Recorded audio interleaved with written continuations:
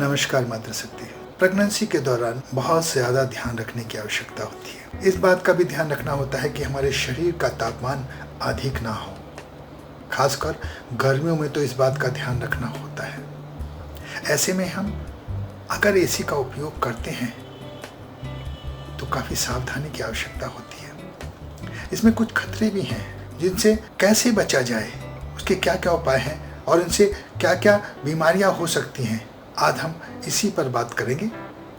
दोस्तों, अगर आपने हमारा चैनल सब्सक्राइब नहीं किया है तो तुरंत कर दीजिए और हाँ, वीडियो के बारे में कमेंट्स लिखना ना भूलें। हम बात कर रहे थे कि एसी में प्रेगनेंसी से क्या क्या नुकसान हो सकते हैं। कूलर और पंखों की तुलना में एसी एक उत्तम विकल्प है। गर्मी के मौसम में एसी आपको ठंडक और सुकून देता है, ये सब आप जानते हैं, परंतु एसी से कुछ बीमारियां भी हो सकती हैं। तो आइए बात करते हैं हम कि हमें एसी में रहने से क्या क्या बीमारियां हो सकती हैं, उसके लिए हम क्या क्या सावधानियां बरतें। नंबर 1, एसी से आपको बुखार हो सकता है, आपको थकान की समस्या हो सकती है, आपको सिर दर्द और चिड़चिड़ाहट हो सकती है। एसी से निकलकर अगर आप सामान्य या गर्म स्थान पर जाते हैं तो लंबे समय तक आपको बुखार रह सकता है। नंबर 2, जोड़ों का दर्द। लगातार एसी में रहने से आपके जोड़ों में दर्द रह सकता है, जिससे आपकी कार्य क्षमता प्रभावित हो सकती है। नंबर 3, बीपी और अस्थमा। अगर आपको लो बीपी रहता है तो आपको एसी से बचना चाहिए, अपने डॉक्टर से सलाह जरूर लेनी है। और हाँ, अस्थमा के रोगियों को तो बिना डॉक्टर की सलाह के एसी यूज नहीं करना चाहिए। नंबर 4, मोटापा। जिन महिलाओं को प्रेगनेंसी के दौरान मोटापे की शिकायत है, यानी आपका वजन आवश्यकता से ज्यादा बढ़ा हुआ है, ऐसे में आपको एसी में नहीं बैठना चाहिए। एसी में रहने वाले लोगों के शरीर ज्यादा सक्रिय नहीं होते। वो लोग अपने शरीर से ऊर्जा का सही इस्तेमाल नहीं कर पाते हैं। परिणाम स्वरूप हमारा मोटापा धीरे धीरे बढ़ता जाता है और बहुत सारी बीमारियां हमें घेर लेती हैं। नंबर 5, त्वचा। प्रेगनेंसी के दौरान महिलाओं की त्वचा में हार्मोन्स परिवर्तित होते हैं और इसमें सोने पे सुहागा एसी आपकी त्वचा की नमी सोख सकता है, जिससे आपकी त्वचा शुष्क और खुरदुरी हो सकती है। नंबर 6, रक्त संचार। एसी में रहने वाली प्रेग्नेंट महिलाओं को रक्त संचार बेहतर ढंग से नहीं हो पाता। इससे आपके अंगों की कार्य क्षमता प्रभावित हो सकती है।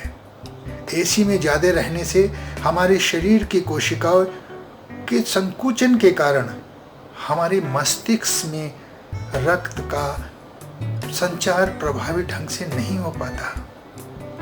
यही कारण है कि सर में भारीपन और चक्कर आने लगते हैं।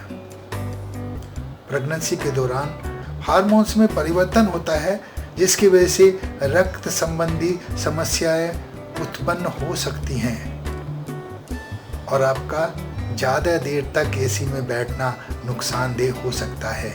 इसके लिए आप अपने डॉक्टर से परामर्श जरूर कर लें। नंबर 7, संक्रमण का एक्टिव होना। लगभग 50% बीमारियां हमारे देश में संक्रमण से ही होती हैं। हमारे शरीर में कई प्रकार के संक्रमण एक्टिव मोड में पड़े रहते हैं, जिससे हमारा शरीर जल्दी ठंडे और गर्म वातावरण में आता है। अर्थात हमारा कमरा ठंडा तो है, पर जब आप कमरे के बाहर जाते हैं तो तापमान एकदम अधिक हो जाता है, फिर कमरे में चले जाते हैं तो तापमान एकदम ठंडा हो जाता है। ऐसे में बार बार तापमान के परिवर्तन से हमारे शरीर में अंदर पड़े बैक्टीरिया एक्टिव हो जाते हैं। शरीर का तापमान बार बार बदलने से प्रतिरोधक क्षमता कमजोर होने लगती है। वैसे दोस्तों, प्रेगनेंसी के दौरान अधिक गर्मी भी नुकसानदेह होती है। अगर आप बहुत ज़्यादा ठंड में रहते हैं तो ये प्रेगनेंसी के लिए सही नहीं है। बहुत ज़्यादा गर्मी में रहते हैं तो वो भी प्रेगनेंसी के लिए सही नहीं है। इसलिए इस समय, इस नाजुक दौर में आप अपने डॉक्टर के संपर्क में जरूर रहें। जैसा आपको आपका डॉक्टर कहे वैसे ही आप चलें। एसी का प्रयोग करें। आपको अपने कमरे का पता होता है कि वो कितनी देर में ठंडा हो जाता है। टाइमर लगा दें या फिर एसी को उतने समय बाद बंद कर सकती हैं। अगर आपको कमरे से बाहर कहीं जाना है तो आधा घंटे पहले एसी बंद कर दें ताकि तापमान सामान्य हो सके। सिर्फ कमरे का तापमान इतना ही बना के रखें कि जिससे आपको आराम महसूस हो सके। अधिक ठंडा वातावरण करना, लगातार ठंडे वातावरण में रहना ठीक नहीं है।